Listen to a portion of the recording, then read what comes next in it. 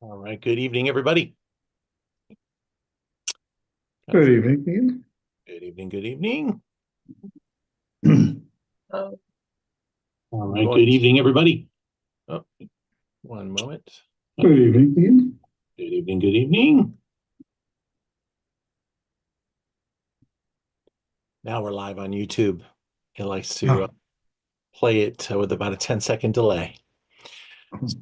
So we begin now. This is February 7th.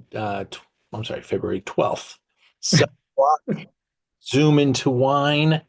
My name is Ian Blackburn. This is Zoom into Wine, a weekly show that we put together to discuss wine with some great people, pull some great energies together, taste some great wine examples, to learn and to share. And I want to thank you all for being a part of this. It's going to be a lot of fun. We've got a lot of ground to cover. Hopefully, you've got 3 glasses tonight. If not, maybe you can get those in place. Got a little time here. I need a little patience tonight because we're going to try to taste these 3 wines and hear from the producers along the way. Typically, my pattern is I just do 1 wine at a time with a producer, but tonight I want you to kind of taste all 3 of these. Get started now, but try to save some until we get all the way to the end of the white wine discussion, so that we can really get a lot of insights here. And I've got some interviews that we're going to be playing, some really good content, I hope, and we're going to get started right now. So tonight we're talking about, oops, let's go slideshow. We are having fun with the idea of Sonoma next to the Rhône, next to the Central Coast. Now, again, this is as the word says at the top, blind. So I'm not telling you which one is in which glass. Don't pay attention to any set of information that we've set up or you've looked at, because it's probably different than what we're going to be tasting them in. I sent them all out in the same order. Everyone's got the same number 1, the same number 2, same number 3. I'll reveal those at the end of all 3 presentations. The order of the presentations has nothing to do with the order of the tasting, but we are tasting Rhône varietals, 3 whites and 3 reds. And with that, I'll get into our interviews. And our first one, we're learning about Jean-Louis Chave, difficult man to get a chance to interview, but I did get the cooperation of his importer. And so we're going to talk to his importer. When we do the Zoom into wine activities, we try to bring. I'm going to forward this up to about 50 special seconds. Tasting. We've got some really cool things happening here. So welcome, Erica. Thank you for joining us. Thank you so much, Ian, for having me. Every time I learn about Jean-Louis Chave, I'm just like dumbfounded because this guy's family started in 1481 in the Northern Rhône, and he is apparently like the 25th John Louis Chave or JL Chave, right? Yeah. Yeah. Indeed. So yeah, like as you mentioned, 1481 was the inception. Some argue, I think one of the oldest wineries that is still continuing the family today. So the lineage is pretty deep. And some argue to say it is the best legendary producer in the Rhône, not just the Northern Rhône, in all of the Rhône. These wines are highly sought out and highly regarded, and I'm super proud to be on the streets selling them, and telling the story to people like Ian. And so Gerard actually took over from his father in 1970. John Louis's father is Gerard. So after John Luis came back from enology school in Davis, he actually attended here in Northern California, the University of Davis. He went back and really started to take the reins. I mean, Gerard is only an arm's length away, but John Luis is at the helm. He came back to the winery and he really wanted to carry on his family's name and legacy. So, you know, they have their own holdings. They're actually located in Mauve. So it's on the right bank of the northern Rhône on the river and the right bank. So And we're probably in Hermitage there, right? Is that where the home yeah, is? that's correct. Absolutely. So yeah, like I mentioned, the right bank there, they're in the northern part. Mauve is really the area where the winery is situated. And then they have holdings around the winery, which that's their Hermitage, that's their Hermitage bottling. And then, you know, in So 1990, we got to tell people that Hermitage is like one of the most collected wines in the world, and the wine starts off somewhere between $400 and $500 a bottle. And every year it gets older, you can add another 10% to the value of that wine. yes, It's a tremendous bankable asset. And so people collect these wines. You really don't open them until they get quite seasoned in the bottle, and that's at least 10 years before you really get to the, I mean, it's so good even when it's young, but you kind of are really missing the point if you open a young Hermitage. yeah, I like to call this wine like it appreciates, not depreciates, right? So the longer that you can hold it, the more you will get out of it. Indeed, some of the most ageable wines in the world, in terms of you know, in terms of compared to other regions around the world. So it is a very special, unique place, unique terroir, unique soils. And so it's definitely something to be proud of, to be from And that area. what makes tonight's tasting cool is we're tasting other wines, but they're made at this venue, and they are made to be drank a little sooner, and they have much kinder price points.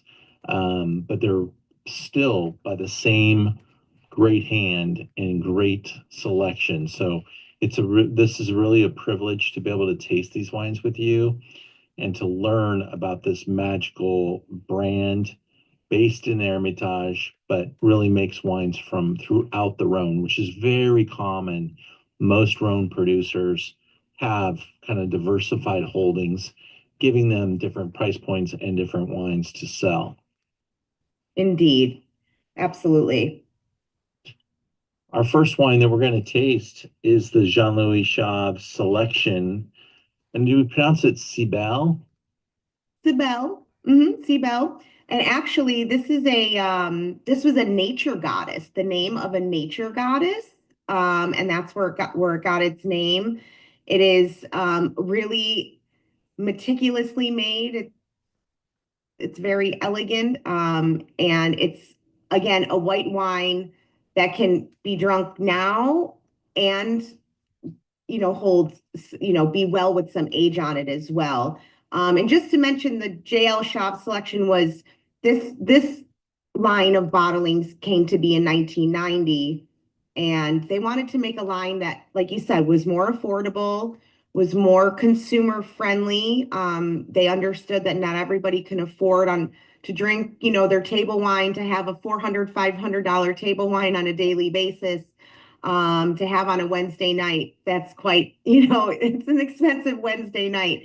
So the JL selection was born, and they do source from these vineyards. Now, some holdings they own, like in St. Joseph, when we talk about the Offerus, they actually own these holdings. But for most of the selection bottlings, they are sourced out, but they are also very, very thoughtful when they're sourcing out their fruit, because they are certified organic at the winery. And so that's what they look to source. And when they're working with their vineyard partners, and because they're the oldest winery in the Rhone, they certainly have the upper hand in terms of sourcing, and they get to choose who they like to work with. And that's quite special. This wine is Marsanne typically, and it can be 100% Marsanne. But in this particular vintage, and every year you're going to have some variables. But this vintage that we're tasting, the 2020, is 60 Marsanne and 40 Roussanne. And so these are very classic white wine varieties of the Rhône. And we talked about aging, and I think everyone assumed we were talking about the red wine, but these white varieties, Marsanne, Roussanne, love to develop in the bottle. And if you get to drink an older version of this wine, it's just magic. Remarkable. Mm-hmm. And what can we expect as we're tasting this one? I mean, Marsanne is a variety that most of us don't taste very often. What do you think we should be looking for here? Do you have some ideas? Yeah, I mean, I really think it's a fuller bodied style of wine. So if you've never heard of Marsanne Roussanne and maybe you are a Chardonnay drinker, you like wines with a little bit more body, a little bit more umph. It does see barrel, so you're gonna definitely get some of those spicy baking spice characteristics, not overwhelming. And I really like this. I call this like the red wine lover's white because it really lends a beautiful, fuller and richer palette. The the description that we're showing is kind of from a textbook. Not doesn't really read like you're. If I read this description, I'd be like, glue and marzipan. That's kind of a strange way to describe a wine, but maybe it's a little bit like tar and roses is Barolo. Um, but this is out of a textbook. So, but I think I mean, we're going to taste it right now with our group, and we're going to go wild on this. But just imagine what can be, elevating here with even more time in the bottle. And these are really special, grapes put in the hands of a master. So we'll taste it right now, Erica, with the group, and we're going to come back and talk about the red wine a little bit later. Sounds great. Enjoy, everyone. Cool. So now we're going to taste number 2, and I'm going to not slow things down. I'm going to keep the presentation going. We have not disclosed, some of you came in a little late, we have not disclosed which wine is in which glass. We're tasting all 3 at the same time. And then we'll refer back to 1, 2, and 3.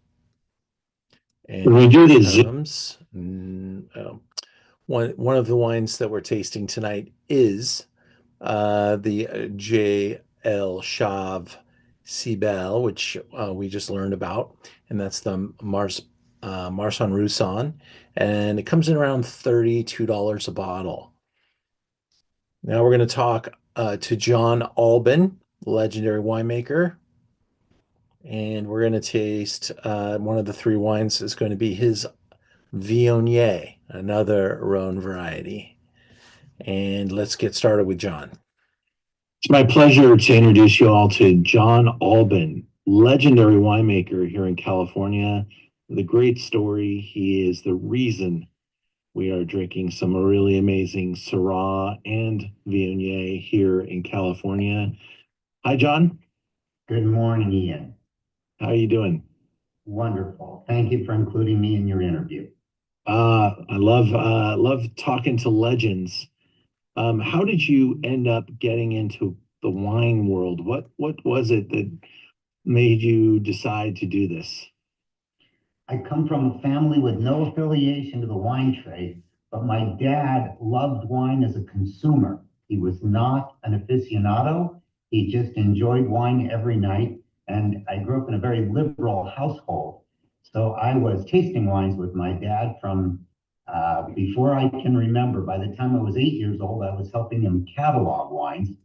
And as I grew up, I started to put together, we're missing a lot of stuff in California because we really just at that time drank what I call 2 flavors, Cabernet, Chardonnay, which were chocolate and vanilla. And I wondered if there might be something I could do to add a few more flavors to our quiver. What year were we in there? Well, that would date me somewhat, but we're talking about the late 60s and into the early 70s. Wow. And so the process was that you decided to get involved in the viticulture? Well, I really didn't know anything about what I was deciding. I was so naive, but that's the only reason this worked. At a certain point, I had finished every logical explanation for why I might be in school anymore. And faced with having to go out into the real world, I decided to continue my education in viticulture and enology in the quest of what would these other flavors be. And you did that at Davis, or where did you go to school? I was so confused that I ended up going through the entire graduate program at both Fresno State and Davis, which again just relates to how little I knew about what I was even embarking upon. You didn't know not to. That's great. Well, so you got started when did you put vines in the ground for the first time? What year? I started grafting over other people's vines just to get a sense of where I'd even want my vines, but also to propagate vines. Because since I was going to grow things that hadn't been imported into the US yet, I needed vines just to make more vines. And I started with test blocks in the San Joaquin Valley, in what's now called the Templeton Gap, in the Hecker Pass. I had some in Santa Barbara County, and ultimately a few in the Edna Valley. And that started in the mid 80s and continued through to about 1991, when I stuck my claim once and for all on what is now Alban Vineyards in the Edna Valley of San Luis Obispo. All right. Well, I got a little slideshow just with a couple of pictures, kind of anchor the conversation. Nice jacket. That's what I wear when I'm on the tractor. Yes, I'm sure of it. Yeah. Nothing says farmer like that coat. Outstanding. And just out of curiosity, did you have any other varietals that you decided not to go with? So many. It's crazy. And it's crazy fun for me to see a number of them start to become significant in California. I toyed with the idea, Ian, of wines from Provence. I looked at possibly Jura with Vin Jaune, but I quickly put together that I'm just about the only person in California who likes Vin Jaune, so quickly moved on from that. I looked at Sauvignon Vert, which is not a Sauvignon, and in fact is starting to pop up in places. The one variety I was really on the fence about was Grenache Blanc. And I felt like Vieux Telegraph was the only winery really making an exceptional Grenache Blanc, but it's been wonderful to see it proliferate subsequently in California and many others. But one thing I learned early on is it's easy to dilute your efforts by chasing all the things you love. The fact that I love a wine does not mean I should or need to make that wine. Yes, I've learned some of those lessons myself the hard way too. So you landed in San Luis Obispo, which is also a little frontiering at that time, right? It's changed so much. I wish I had the exact numbers, but my recollection was when I embarked upon this, there were fewer than 24 wineries in Paso Robles. And there were about 8 wineries South County, which is where I am. Today, last I saw, there's over 400 wineries in Paso Robles area. Wow. Wow. Yeah, the expansion of brands has been insane, but it's also been aided by the fact that people figured out that if they have a license for 25,000 cases and they're not using it, they can they can allow people to use part of their license and get started, because the cost of entry used to be immense. That was an aspect that changed my life, what we have always called custom crush.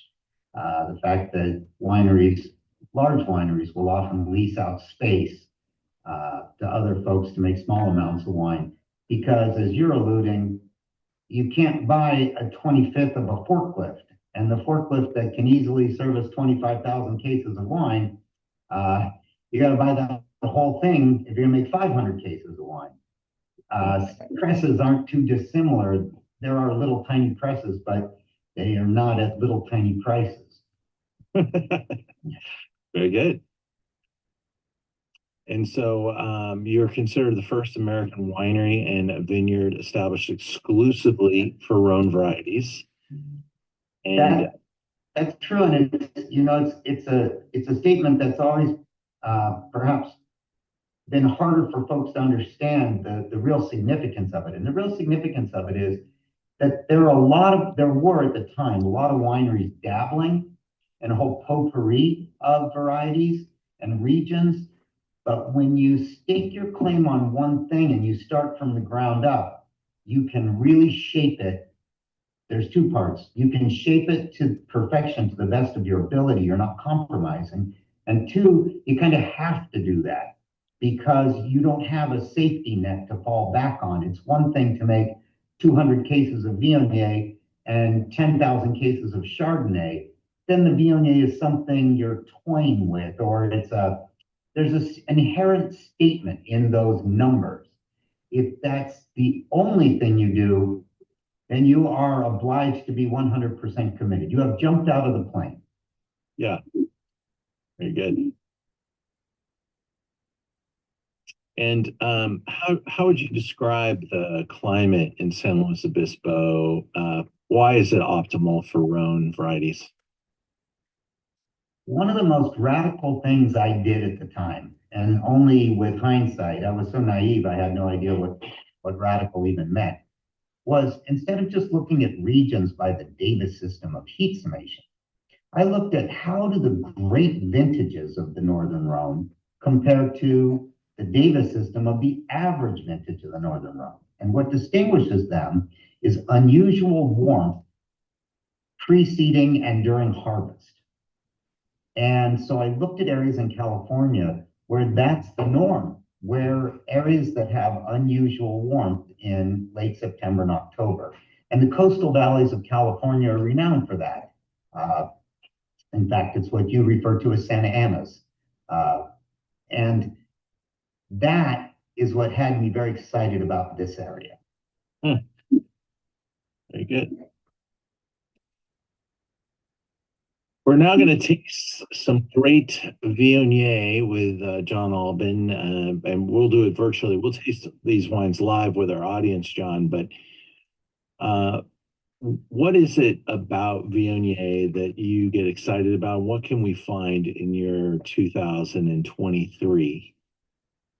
What you can find in that wine and what you should find in any Viognier that's living up to what Viognier promises is that the aromatics should immediately jump out of the glass. If you've never had Viognier before, the moment you pull the cork, you should make some kind of sound besides the pop, something along the ooh, because Viognier has flowers and deep fruit notes that literally jump out of the glass. The other part you should zero in on is the textural component. Because of the aromatic varieties, Viognier is the only one that can have body and length of finish without residual sugar. Riesling can do that, but it has sweetness. Gewürztraminer can do it, but it has sweetness. They also need the sweetness to cover up any potential bitterness. That's where Viognier diverges, and in my opinion, it's the only reason for why Viognier didn't go extinct. Some amazing florals popping out of the glass. And you do this particular bottling entirely in stainless steel? It's about 80+% stainless steel, 10% terracotta, and about 5%, that's why I say 80+%, 5% very well-seasoned older oak barrels. But yes, dominated by the stainless component for sure. And we look at some of the classic descriptions of Viognier, and a word that I love is the honeysuckle, maybe blossoms or peaches. There you go. It's just from a definition of Viognier. And is your Viognier something that you were able to bring back? Because you're the name on Viognier. Like, people can plant Alban clone Viognier, right? Yes, and a number of Rhône varieties, and that just stemmed from being the first to start this literally from the ground up with a focus exclusively on Rhône varieties. I didn't want to have any surprises or mistakes. California nurseries have a long history of being confused about what materials they in fact have. And what would be more embarrassing than to put myself out as the first to be doing this, only to discover I wasn't doing Right. Are some So noted. I did my own importations of many of the varieties. Well, this particular bottling was awarded 93 points by Jeb Dunnick, and fits the description that we just described, with ripe stone fruits, brioche, apricot, and a savory flower or floral note. There is great texture and richness in the mouth, and some really beautiful balance to this wine.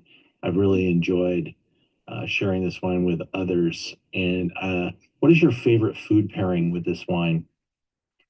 I love Viognier and crab. I enjoy it very much with scallops and shellfish in general, but my favorite is just steamed crab and Viognier.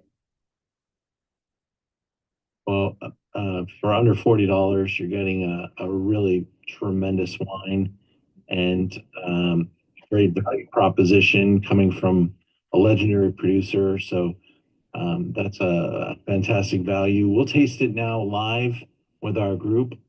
And thank you, John. All right. We have one more wine to present. I apologize if see if I can fix that.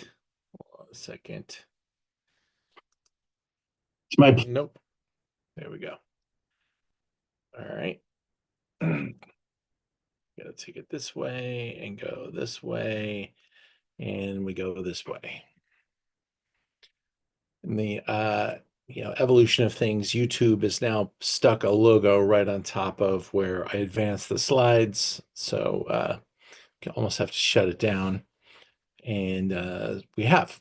I'm now able to introduce you live to Steven Singer, who's joining us from the Russian River to talk about his wine. Hi, Steven.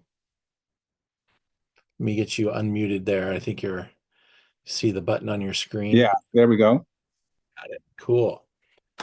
Greetings. Hi there. Nice to be here. Thank you for including me with these august winemakers.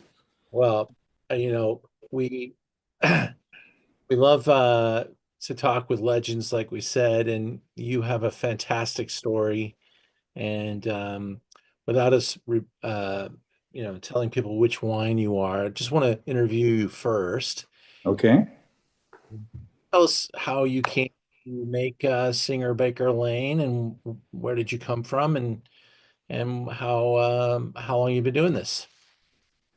Well, there's some echoes in my story to John's, in that I didn't come from a winemaking family. My father was an inspiration to me because he was a wine lover, a drinker of many different types of spirits and wines. It was a big part of his sense of enjoyment, and wine at our table was, I think, as it was for John, for me, a source of curiosity and flavor. And I discovered very early on in my life that I was really interested in flavor and cooking and discernment.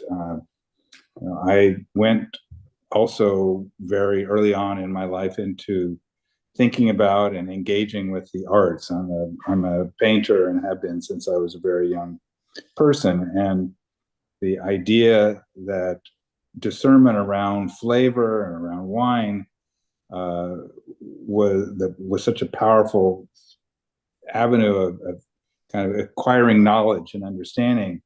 It actually made a big difference in my pursuit of art making, because art making is all about making critical choices and discernment as a way to move forward with your creative process. So I had these parallel interests, as you might say, all the way along. And at a kind of crucial point in my life, when my daughter was in utero and I was pursuing a career as a painter, I realized I might need to consider other professional options. And wine was one that really always kind of was nagging at me. And around that time in 1982 is when I opened up a wine store in San Francisco. And it was a great opportunity to kind of bring myself into the profession and also really learn a lot about wine, because we had a very avid and dedicated tasting bar where we were tasting the great wines of the world and presenting them to our customers on a scheduled basis.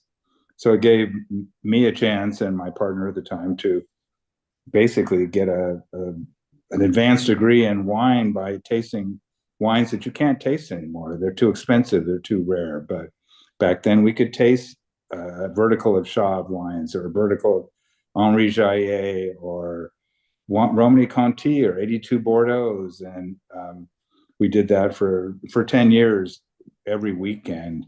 So, literally thousands of great tastings and great wines sort of helped me really deepen my knowledge about place and flavor and grape variety in particular. And it wasn't.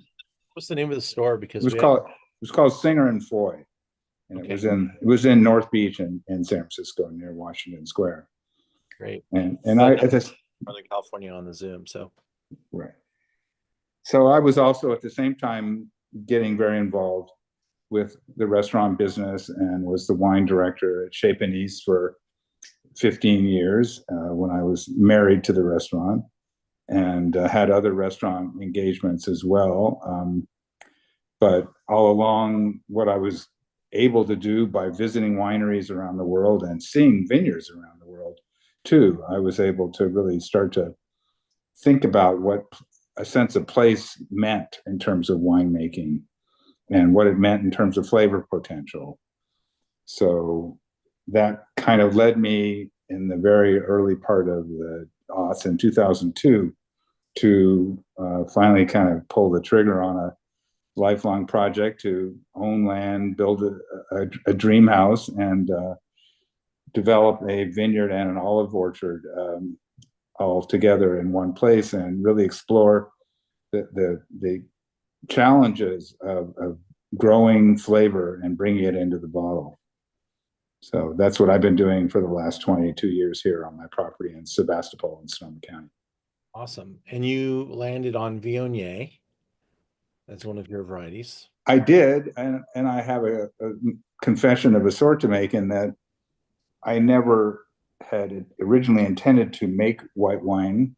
It's not that I don't like or actually even love Viognier, but I have had, other than some rare examples like John's wine and a few others, not a great deal of confidence in how Viognier was going to perform in California. And in many cases, I think it was planted in places that were a little too warm to create a wine of finesse and kind of energy. And so we didn't plant the Viognier originally to make white wine. We planted it to co-ferment with what our main project's emphasis was, which was to make a blend in the spirit of Côte Rôtie, where Viognier is included in the actual must in a co-fermentation environment. But as I've said probably 1,000 or more times, that no winemaker I've ever known is not a tinkerer.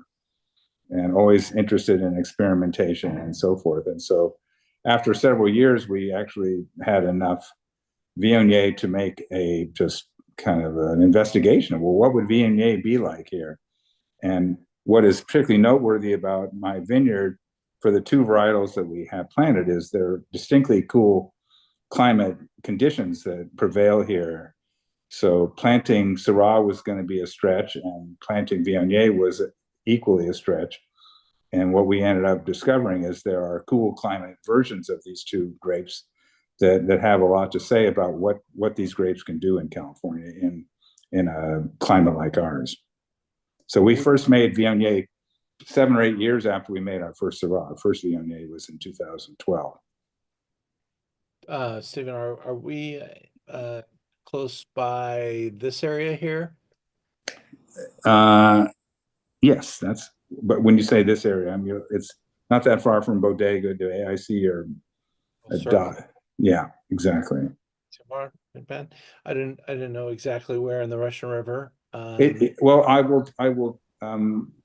I will admit that technically we are in the Russian River sub-appellation, but that's more a function of gerrymandering of those boundaries. And Russian River, for the most part, is much warmer than what really prevails in our zone. So we've never used Russian River. We've always asserted the Sonoma coast appellation as being more descriptive, because the coastal influence that we experience here is unmistakable. We're just far enough away that we're not engulfed in fog, but we get cool climate impact kind of across the growing season, and also, get at the very least an air exchange every day where things cool down, and it really helps keep the vines and the fruit on them fresh. Beautiful. Well, and you say you've been doing this for a while, but how much total wine are you making these days? Next to nothing. I mean, we never had very many vines of Viognier to begin with, and it was after the first experiment and the first 2 or 3 years that we made a little bit of it, we decided this is really an interesting opportunity for us. So in order to continue to make it possible to co-ferment a small amount of it with our Syrah, we decided to graft an additional 500 vines over in the coolest part of our Syrah planting, which promised the thing that was most important for us in our Viognier, which is cool, slow ripening, wonderful acid retention, and very excellent sort of minerality, which is not something a lot of Viogniers typically have. So we're still making a little bit of a co-fermentation, and in a big year for us, we might make 800 or 1,000 bottles of Viognier. So not even 80 cases. It's like a nice place to call home. Are you close to there right now? I am. You see my porch there, and I'm about 15 feet from the edge of the porch. Nice. So the wine, one of the wines that we're tasting in this flight is 100% Viognier. Mm-hmm. And can you tell us about the élevage? What are you doing to make it the way it is? A testament to the high acid, or a word I like to use a lot around our wines in general and our Viognier in particular, is a testament to its energy. And I think energy in a wine oftentimes is really related to its sense of acidity, its acid expression. And the acid in any wine is a very key component in making a wine feel fresh and lively. So we have, because of the kind of broader window of picking opportunity that we get to really pick when we feel like we've got full flavor development, and we haven't had the risk of plummeting acidity, which happens a lot in warmer climates where Viognier is picked. So with that extra acidity that we managed to capture in the wine, we felt that we have a little bit of play in how we build the texture and flavor of the wine, and that has led us to barrel ferment the wine, but in, like as John was mentioning, in neutral barrels. So we're trying to get that that extra texture that you get from the porosity of the wood, but we're not trying to use wood for any oak input. It just allows us to get a little extra texture that is a really nice balance for the vivid fruit that we have, and surprising amount of minerality. And again, minerality is not something you talk about a lot with Viognier either. So at the risk of self-aggrandizement, our Viognier is somewhat of a unicorn in California for the extent to which it captures both of those less common features for Rhône varietals overall. If for some reason any of the wines you're interested in buying this evening run out of stock, I will tell you that the Chave wine is down to only a few bottles, might be gone by now, but the new vintage is in, and it is a 2022, the exact same wine. I believe the price is really close, like within $1. So that's one of the wines that we're tasting. One of the wines we're tasting is the wine from Mr. Alban. We have plenty and more available to us. Just went into the 23 vintage. Tonight we're tasting the 22 of the Singer, and I'm not sure of your status with the distributor, but I'm sure the 23 is probably available if the 22 is not. Well, this is the 20. Yeah, no, the 22 is still available. The 22 is still available? Okay, good. Yes. Yeah. And I saw somebody ask a question whether or not I painted the label, and the answer is that is a triptych watercolor painting of mine. So since I rebranded and making this much smaller quantity of wine under my Singer label, all of the artwork on that is artwork that comes from my studio. Well, I also heard during your description of your journey that you spent 15 years at Chez Panisse. That's correct. It's actually 16, but yes, I misspoke. Wow. Well, probably one of the most influential meals I ever had in my life was back in around 1990 eating at Chez Panisse. Mm-hmm. And it really changed my trajectory, and showed me something I'd never seen before growing up in Orange County, California. So it was really a phenomenal visit, and I've since been back a couple of times and met with the owner chef and done some cool stuff with her, and um, yeah, that's great. Well, just to interject, I mean, among the many influences that Chez Panisse had on my culinary and viticultural perspective is that the essential philosophical linchpin of Chez Panisse is to celebrate fantastic ingredients and let them shine and let them really speak from that farm to table kind of spirit. And the way we've carried that into our winemaking is we think of the grapes as being the most essential ingredient that says something about where we're producing them and how we approach the process of preserving what their essential character is. So it's that kind of Chez Panisse emphasis on exquisite ingredients with a very deft hand, with a very deft hand in the winemaking process. So tonight we tasted 3 wines. I'd love to have you guys put up a little number in the chat room if you wouldn't mind, which you prefer. Maybe you would like to rank them. Maybe you'd like to take a guess which ones you think is which. You could do any of the above. I'd love to see a couple responses first before I shout out the answers. And it's going to be interesting.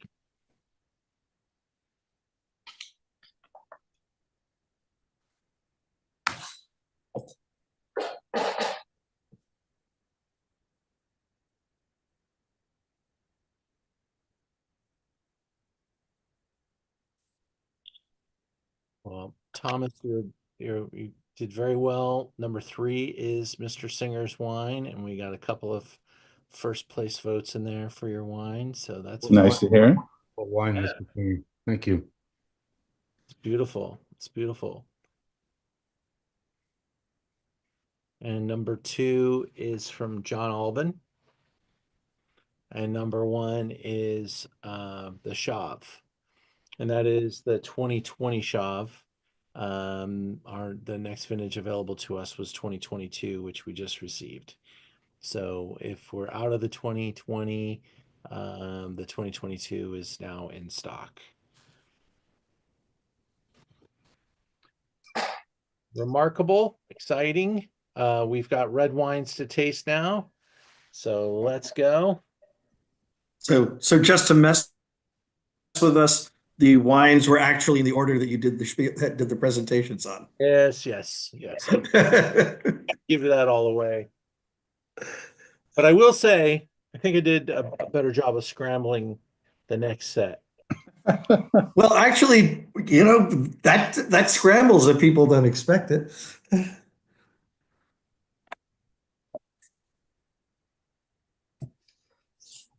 So we'll now go back into our PowerPoint. Mr. Singer, if you wouldn't mind, I'm gonna get through a little bit more info here, and we'll be right back to see you again. Again, one of the wines is from Jean-Louis Chave, and it's the Offerus, which is a Saint-Joseph made from Syrah, and we've got a little presentation on that. All right, Erica's back, and we're going to go back in our slideshow and taste the red wine now, which is based out of Saint-Joseph. And this is, again, the 2020. Much like the white, we're kind of coming to the end of the white.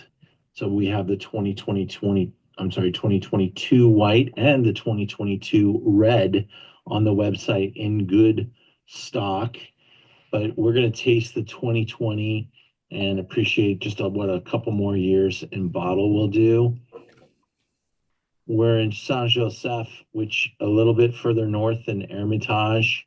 We're up here. What do you got on this wine, Erica? So this wine, I think, is going to be, I actually tasted this about 2 months ago, the 2020, around Thanksgiving time, and it was a stunner. Like, I just think this is such a treat. I think the wine is in a beautiful place in terms of balance, and I think really it's at its peak. But 100% Syrah from the Rhône. You really get a lot of that black fruit. You get some pepper, and you do get a bit of that olive. Not as much as Hermitage. You get like a slight black olive note, but I would just like to talk about the silky tannins that this wine carries. It just lends itself to be such a graceful, beautiful wine. Syrah can be, it's a thick skin grape varietal, so it can be a lot, but I think this is the best version, and I think you all are so very fortunate to be tasting this. And where I mentioned in the last piece about the white, where he sources from certain vineyards, where Saint Joseph, even though it's a selection, they actually own the vineyards here in Saint Joseph. Comes from 3 different vineyards, all certified organically farmed. John Louis himself, the 25th generation, the current master at the helm, he actually planted these vineyards when he came back from college, because they were the result of phylloxera came in and swiped them out. And so he came back and wanted to revitalize the vineyard. So this wine is truly special. Offerus, when I started talking about this wine, I said, well, why is it called Offerus? Actually, Offerus is the man they believe is the first man who planted vineyards in the Rhône many, many, many moons ago, even pre-1400. So It is a special wine, even though it's a selection wine. It's not their top tier wine. It's a special wine, and it gives the homage to the man who planted the first vineyards in the Rhône. So it's got a really cool story, and I think I think you all will really enjoy it very much. We're at $40 a bottle. So for what, about 1/10, maybe 1/12 of Yes. price of the Hermitage, you get to taste something from a master that is, Syrah, but it's in a state that allows us to drink and enjoy at a very nice price point. There's also another wine that we could be talking about tonight called Moncour, or the Heart. And it's his Côte de Rhône, also a great value, just under $30 a bottle, I think. And we have a wine in our inventory, and that's one of my favorite Côte de Rhônes. So at any level, this producer is just a great bankable name that you can count on. They're not going to put the JL Chave name on anything less than optimal. And these wines, Offerus and the Sybele, are just incredible value propositions. And I thank you very much, Erica, for being here. We're going to taste this wine now with our team. Thank you so much. Enjoy, everybody. So that was wine number 4, and we're going to taste number 5 now as a group.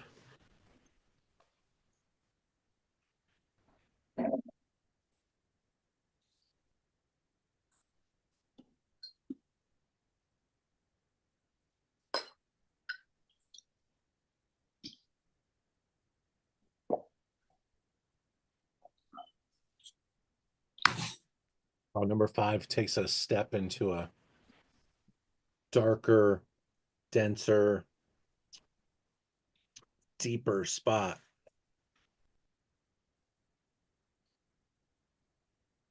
Really almost plays with the nose, really almost plays with a hint of balsamic. I get that really nice, just enough balsamic. It's not so filled with VA that you'll be offended, but it smells like a really nice balsamic vinegar.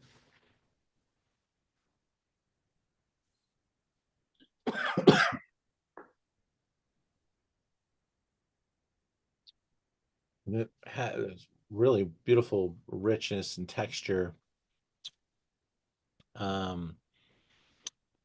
Doesn't have some of the same almost bitter fruit kind of on the first wine, or number 4 was a little bit like biting into a blackberry and getting a little bit of that fruit tannin. This is a little softer, a little plusher. I just think by volume, it's a little bit riper and richer, probably baked away some of that characteristic. Eric, your vocabulary is doing great here. More baked, jammy, blackberry, vanilla. I agree with you on all that. And then we will now go back into the video. And sorry, give me 1 second. I'll fix that.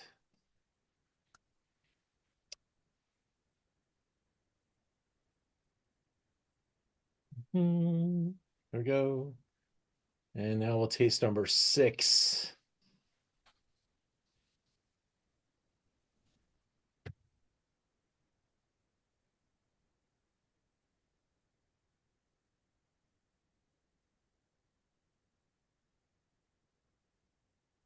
I'll taste number 6 with you. And let me bring back Mr. Steven Singer.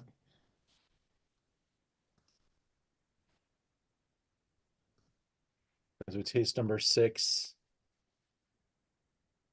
I don't know about that hat. My selection of photos of you was a little limited. That's a good, it's authentic. It's authentic. You're right. It's got some mileage on it.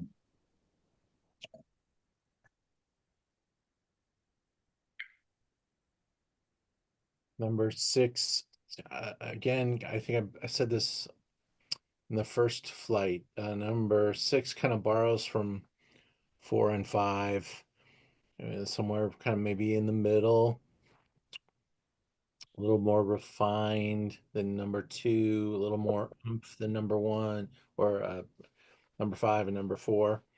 It's kind of playing halfway. Really pretty. Let's talk to Stephen about his red here, which is the 21 Syrah Sonoma Coast. Again, it's same place, right? Or Yeah, yeah. My vineyard's about 90+% Syrah, so it's our real primary focus.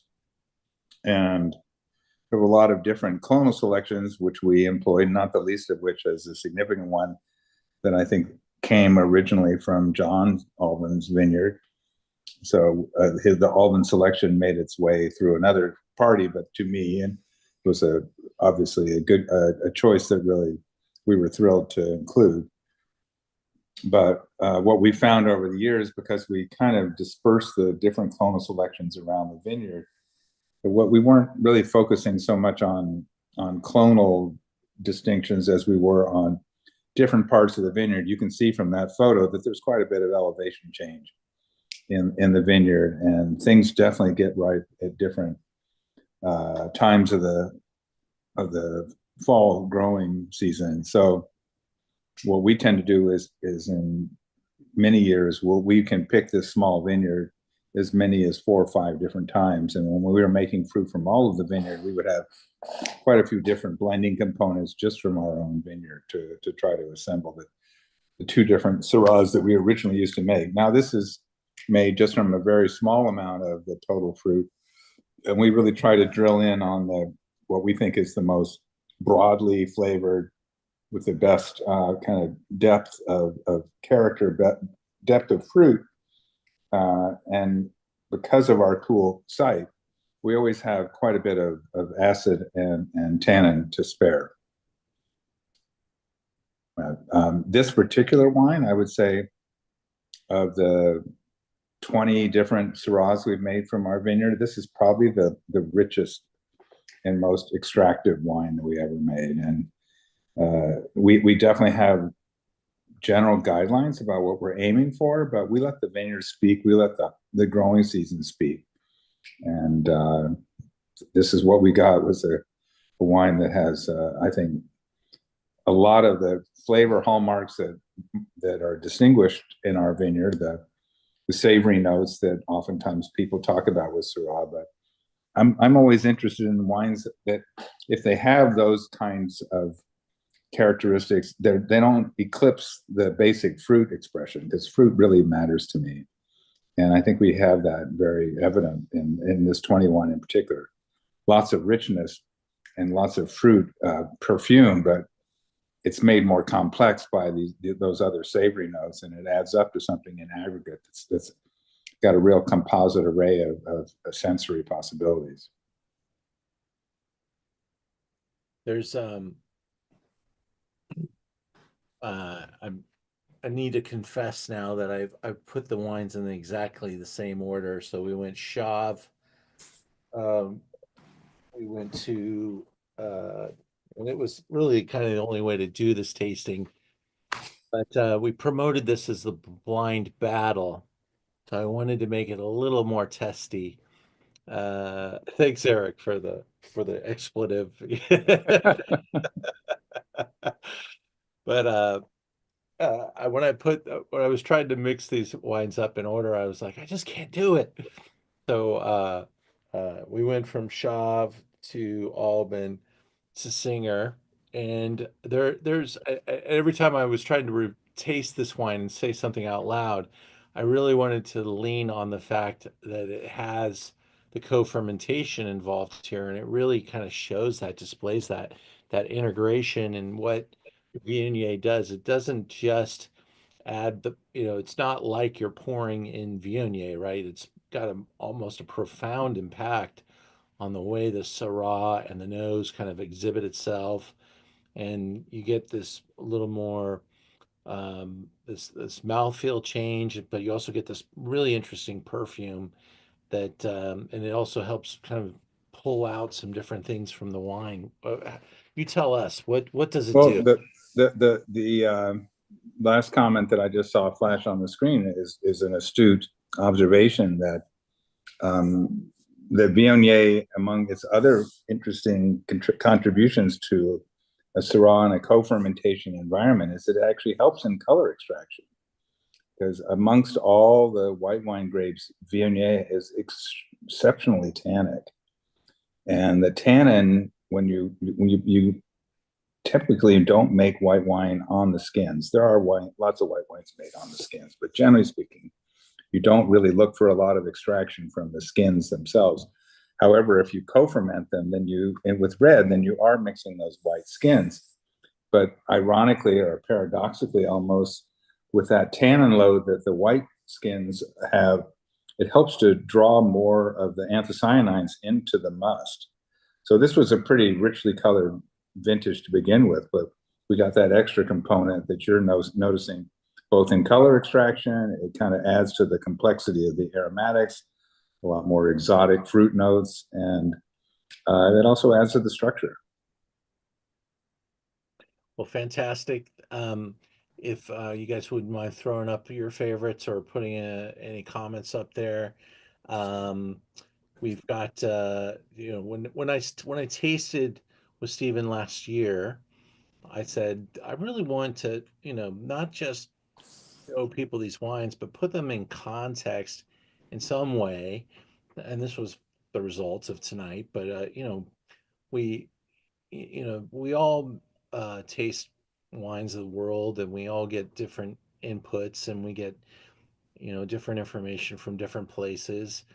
And I don't know that I will be honest. I mean, it is such a bold thing to do, to go out and make a wine from your own vineyard, and then to choose Syrah when everybody's drinking Cabernet and Pinot Noir. It's just, I mean, it is such a fight out there, gang. And I ask every time we drink Syrah, or talk about it, when's the last time you went to a restaurant? And Eric, you're not included in this survey because that's all I think Eric drinks is Syrah. But most of us don't go to a restaurant and look for a Syrah. It's just not part of, what we've been built to do. And I'm not saying that's right. I'm saying why? Why is that the way it is? Why can't we find better Syrah and on wine lists and stuff? I think this wine is displaying, all three of these wines are displaying just how great this category is, and it is a category of value. You get so much wine for the money, no matter where or what version or iteration we're going to taste. Mr. Singer's is a little more price priced like a small winery and a premium appellation should be, but at $95, it is a spectacular wine, and 15-acre vineyard, just No, it's a 6-acre vineyard. a 6-acre vineyard on 15 acres of land. Correct. There you go. So there, and this particular wine, we made about 150 cases. There you are. And I was making Zinfandel. We had 3 acres of Zin, and zero efficiencies. You get zero on the efficiency scale because you're paying these large fees. You get the truck to come out to bottle your wine. Doesn't matter if he's bottling 10,000 cases or 1,000 bottles, it's the same price. And the label designer's fee is the same price, and the printer, startup fee is the same price. So all these things, kind of drag on us. But we still do it and we still love it. And you got to celebrate wines like this because they are delicious. And I think it's always fun to present stuff that we maybe haven't seen and haven't tried yet. And I was really taken by your wine, Stephen. I Thank really you. thought the Viognier is maybe the the best rendition I've ever had from California, and I thought that the Syrah is just really beautiful. There are a lot of very good ones from California. Yours is right up there with the best of them, and I just think this grape variety is, got a lot in common with my Zinfandel baby. Really needs more fans, and we need more fans to follow it into the better premium price points. And we need to somehow grow the category so that restaurants will carry more of these wines too. It's noble work. Well, I just would leave you with the thought that I can't agree with you that when I go to a restaurant, I don't look for Syrahs. I planted Syrah because I have such a passion for it, not just the wines, but I think how well they go with food. I think that Syrah is an inordinately adaptable companion at the table, and wine is a lot less important to me than wine and food. And so the ability to champion a wine's kind of highly protein nature, that it really meets a lot of different needs with a lot of different foods, and a lot of foods that aren't necessarily historically the most wine focused foods, and that includes Asian and Mexican and Indian, and I think Syrah is fantastic with that because it's so fruit forward in the way that it mixes with those flavors in your palate, and it doesn't rely just on its finish to really distinguish its complexity. So I never have a hard time getting excited to drink Syrah, especially with really delicious food. If people wanted to come visit you up there, do you have tasting room or do appointments? We do a very select number of appointments by reservation only, but it's on our website. Okay. Well, if you have a hard time remembering or want to go there, let me know. I'll hook you up with a email to go and haunt the artist up in Russian River, Sonoma Coast area. You got to get out there and see Mr. Singer, and really feel the spirit of the place. I think that the pictures actually do a really nice job too. You've got a beautiful vineyard exposition and situation there. Who's around you? There are quite a few. There's at least two or three. Well, actually, we're on the flank of a kind of a river or a creek wash. And so we're facing west, and the flank of the hill that's facing east on the other side of the riparian quarter that we're at is covered in vineyards. Everything around me is Pinot Noir. I'm the outlier here. What's the best pairing you've ever had with your wine? Well, I did see somebody ask about Syrah. I mean, the truth is, I just drink it with and not just my wine. I drink a lot of Syrahs from a lot of other producers, and I have a marvelous amount of history with Chave wines, and I've drunk a lot of John's wines too. With I made a fantastic braised duck leg recently that had a lot of Asian spice in it, and it had I used one of my wines to create the wine reduction for it, so it really had wine flavor really woven into the meat, and then drinking a great Syrah with it was thrilling, So I think duck is really, really great. It's one of probably my favorite, along with other birds like that, game birds like quail and pigeon. I think are really fantastic. But not just served in a more French or continental way, but having those with Asian, Thai, Vietnamese, even Indian, Mexican, you name it. I think Syrah is really great with all those flavors. Beautiful. Well, I appreciate you joining us live tonight. You're welcome. Email everybody tomorrow with the full John Alban video, because we went into length on Syrah. would probably put us closer to 9 o'clock if we watch the whole one. So send you the John Alban video in the follow-up email. You're welcome, Teresa. Yeah, thank you guys. Appreciate everybody being here tonight. We also just have a time for one last commercial. I've got the team working pretty hard. We've got some new designers that have joined me and stuff like that. So we're starting to cross train them, and we're really starting to be able to put out some stuff. So if you look at the upcoming Zoom into Wine calendar, you'll see it's pretty built out. Next week, we've got this really cool worldwide perspective on Merlot. I'm saying that Merlot never left, and you're going to see some really good examples next week. Bordeaux, Tuscany, California.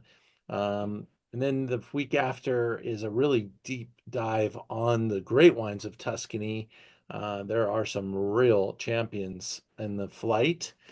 We're going to do something fun with Gruner, Veltliner, and Riesling on March 5th. And I think that'll be a really great deep dive on two varieties we don't spend a lot of time on here, but we probably should because they're just amazing.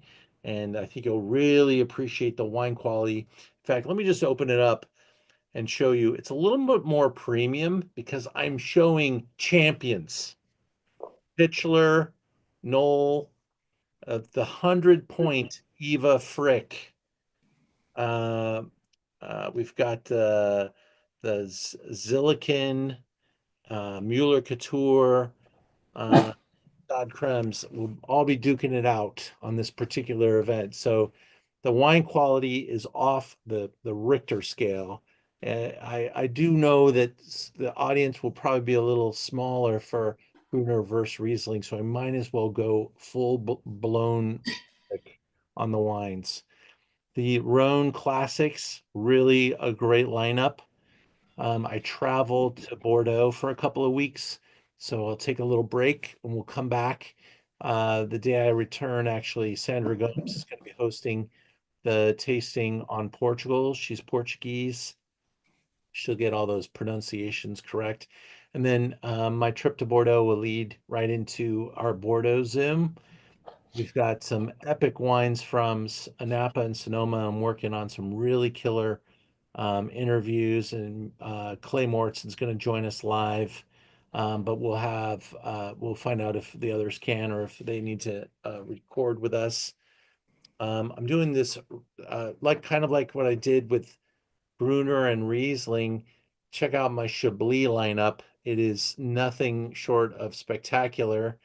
And then we've got this really fun night with Wines of Armenia. And the guy who hosts the Wines of Armenia is going to be our guide. So that's going to be super cool. And then I'm now working on a Zinfandel show. It's a show sold out, but it won't, it's not even available yet. And that's at the end of May. We're into June, July, August. So really working hard out there on the calendar. And man, the wine shop is really picked up nicely. Dry January absolutely sucked. But now we're in February and it's pretty wet. And so it's helping out a lot.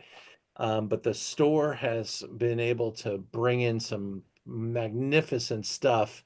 And if you search right up here in the right-hand corner by stuff that's like new to old, you'll see what I've been buying recently. And it's really, really top stuff. Not all super expensive, but really some fun stuff from all corners of the planet.